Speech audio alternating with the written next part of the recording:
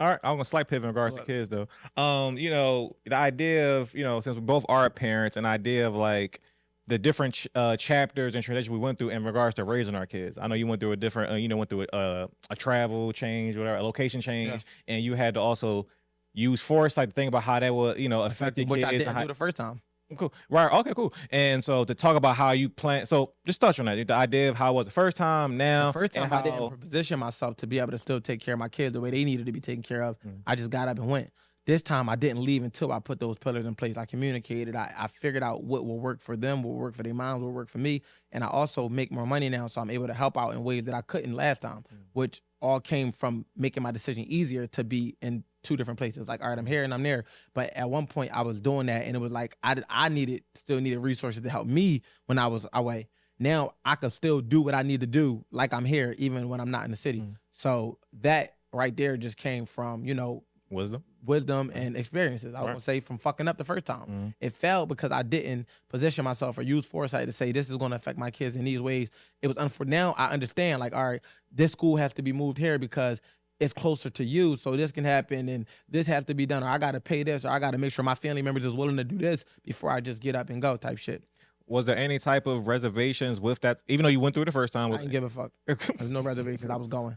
Because about the space you're in, we're trying to be in alignment with your pursuits? Yeah, it's just I know that it's for the bigger picture, and I know that it's for the better, and I can't explain that. I'll show it. And I look at it like every time I try to compromise the vision, I'm left explaining the gaps. I don't gotta explain it. It's just showing like it's more money being made, it's more money being given, it's like intentional time being spent. It's like the evidence is being presented through my actions versus me trying to explain why it's I'm trying to do something or why I'm not trying to do something. And I had to tell myself people are always gonna do what's best for them. And that don't mean that you be a fucked up person when you do what's best for you. It just mean that you take into account what you want to do, as long as it's not at the expense of somebody else. So as my kids affected? No, because they said they're not. But at the end of the day, even if it was a slight uncomfortable thing, I still feel like what my intentions are is for the better. And I can live with that, knowing that it's a bigger picture associated with it. Okay, fair. And I feel that also ties into my other point I'm going to say about the idea of like, I feel that might be attached to the idea of like letting dreams die. Yeah. And as a person, we both went through different things and tried different things and attempted many passions and pursuits. How has that been along your path in life and experiences of like continuing to not let a dream die or multiple dreams or whatever it is? What does that mean to you? It's just a pivot. Like it's like the dream is about understanding that when you on your path in your car and there's a little construction work and you got to bang a left when you thought you was going to be on that block for 2.3 more miles, what does the GPS do? It reroute. So life going to reroute sometimes, but you're still trying to get where you're trying to go. The goal is still the goal. You know what I mean? So people, when life reroute them, they get distracted by the store that they see when they make that left. Oh shit, I'm going to just stop here because it's closer. Fuck it. Me, I ain't want to go to this store. God didn't send me here to stop at this store because it was convenient. This store was put here as a test. And I'm going to ride past it because the goal is the goal, the destination is the destination, the dream is the dream. And the only way to accomplish it is to see it all the way through. You can't get in your car, start driving, and say you got to get there in 50 minutes, but you get a roadblock and it say it's going to take you 54, and then you bang a left and you see something that cuts your travel time by 30 minutes. But it's not what you wanted, and then you can't figure out why you're not happy. You can't figure out why you're not satisfied because you stopped 30 minutes before the journey was over because you thought you got what you wanted because it was presented faster. I'm more than willing to work towards what I want while being patient during the process. See, because patience isn't waiting. Patience is waiting while working. It's like, I'm going to understand that it might not happen tonight, it might not happen overnight, but it could happen one of these nights. And as long as I keep making my way in that direction, that day will come, that night will come. Yeah, I agree with that. And I think that I don't know if that's like a thing you have to learn over time or it could be a developed skill, but the idea of having that patience and being able to distinguish it by saying like, no, something is developing, something is unfolding. I am aligned with the path. I don't need to reroute, jump off, get out the car. I feel like I'm just going to ride a bike. It's like, no, you're going at the certain pace. And I guess also I feel in this time and age, when you see so many things that are distractions, whether social media or people, you can just kind of be discouraged, thrown off your path. Or just want to move faster. Or want to move faster and fuck up your pace. But to your point, you use a key word, you said it's developing. That's the determining factor. That's where the discernment kicks in. Are we developing, right? So if you stand to the same analogy of being in your car, if you on I-95 and it's at a complete standstill, you're going to wish you was anywhere but there.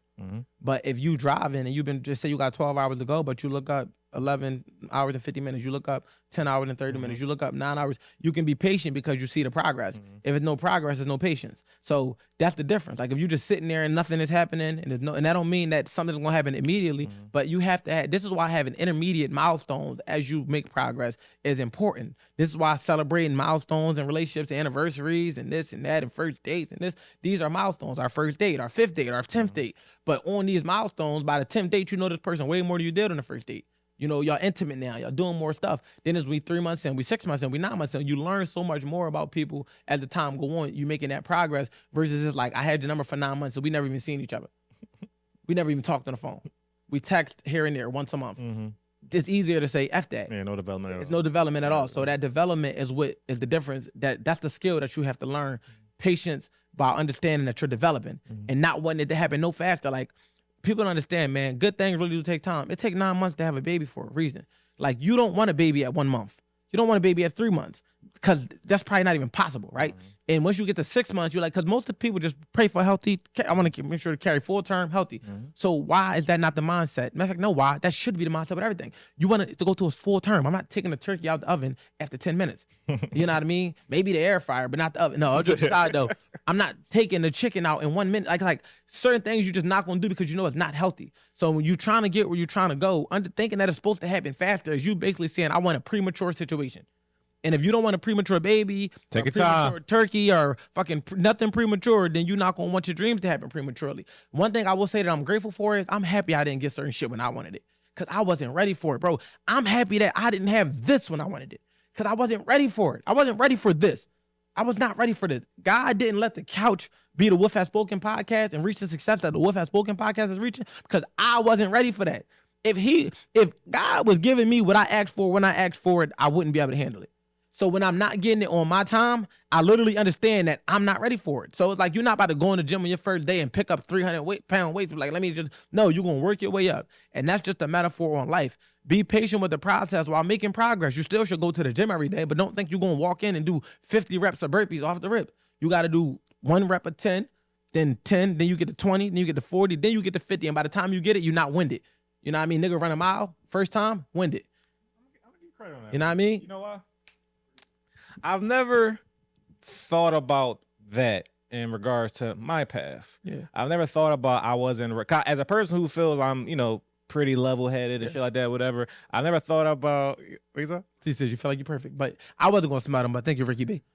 Agree, thank you. Better word choice. But no, the idea of just like when certain things happen at a certain time, I never look. I've made peace with it saying, oh, it just didn't happen. It just wasn't meant at that time. Not that I wasn't ready for it at the time. And as you was talking, I really was thinking like, I think, of course, I still respect what you're saying. I believe it. I'm like, no, I think I would have been right. I've been good. But then I think about how certain things developed over time at certain check. I know, like, I wasn't. Yeah. I wouldn't able to get everything from it because I wasn't who I need to be at that time to get certain fruits from certain labor at the time. You get it all the time. That's why they say you don't get what you want, you get what you're ready for.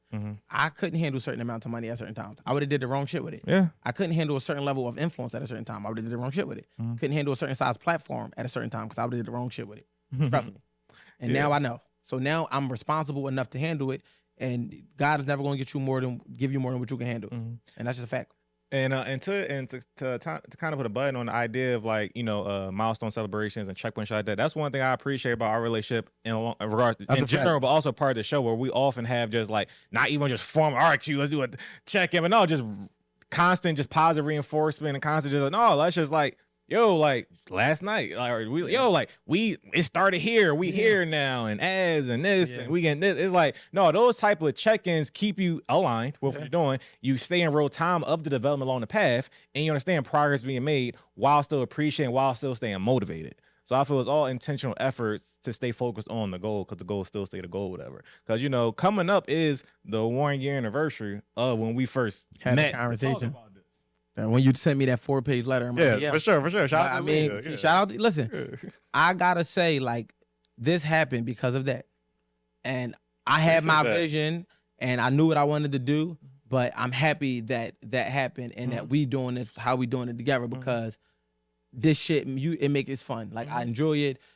Everything is organic. And like you said, like, we are in real time experiencing milestones that we are celebrating in real time, not having to look back on it and celebrate it. We like in real time witnessing this, and it's amazing.